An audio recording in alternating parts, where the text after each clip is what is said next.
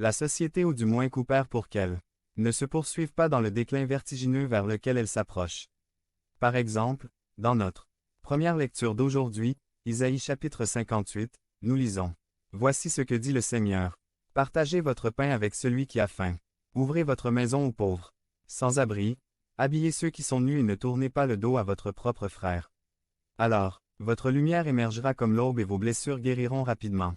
La justice ouvrira votre chemin et la gloire du Seigneur fermera votre chemin. » Le prophète leur dit qu'il fallait avant tout établir la justice et que cela conduirait à leur restauration. Dieu honorera de sa présence divine toute société dans laquelle règne la justice. Il y a une différence entre la gentillesse et la justice. La gentillesse, c'est offrir un cadeau de Noël aux enfants sans abri qui travaillent dans les mines de charbon. La justice s'efforce, avant tout de modifier les lois et d'interdire le travail des enfants dans les mines de charbon. 2. Si le sel perd son goût, qu'est-ce qui lui redonnera sa saveur? Il ne sert plus à rien et est jeté à la rue pour que les gens marchent dessus.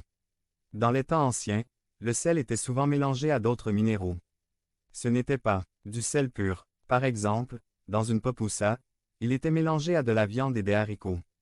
Mais que se passe-t-il lorsqu'on essaie d'éliminer ces minéraux? On finit par laver le sel s'il y a plus de minéraux que de sel. Quand cela arrivait, ils le jetaient dans la rue pour calmer la poussière.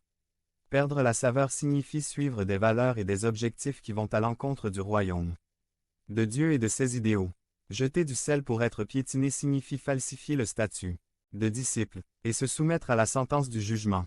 Cela entraîne des ramifications éternelles. Réparation. La prière de Fatima est celle révélée à sainte Faustine que Dieu lui a ensuite demandé d'incorporer dans le rosaire de la divine miséricorde. Sont de puissantes prières de réparation, sensiblement similaires dans leur structure. Tous deux invoquent explicitement le corps, le sang, l'âme et la divinité de Jésus Christ, l'agneau de Dieu pour réparer et obtenir la miséricorde et la conversion des âmes. Les deux sont également mystiquement unis à la présence eucharistique de Jésus et de la Sainte Trinité. 3. Le sel est la qualité de notre propre personnalité. Une page de bande dessinée Peanut montre une pâtie à la menthe poivrée parlant à Charlie Brown. 330. Elle lui dit, « Devine quoi, Chuck, le premier jour d'école, j'ai été envoyé au bureau du directeur. C'était ta faute, Chuck. » Chuck a répondu, « Ma faute. Comment cela pourrait-il être de ma faute? Pourquoi dis-tu que tout est de ma faute? » Elle a dit, « Chuck, tu es mon ami, n'est-ce pas?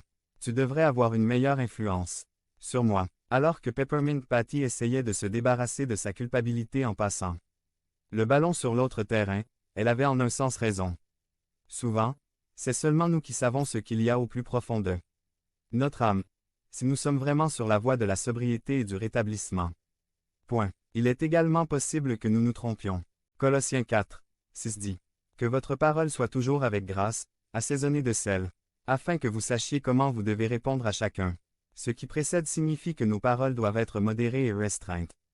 Pas insolents, grossiers, agressifs, répressifs et exprimés par des cris contre les membres de la famille.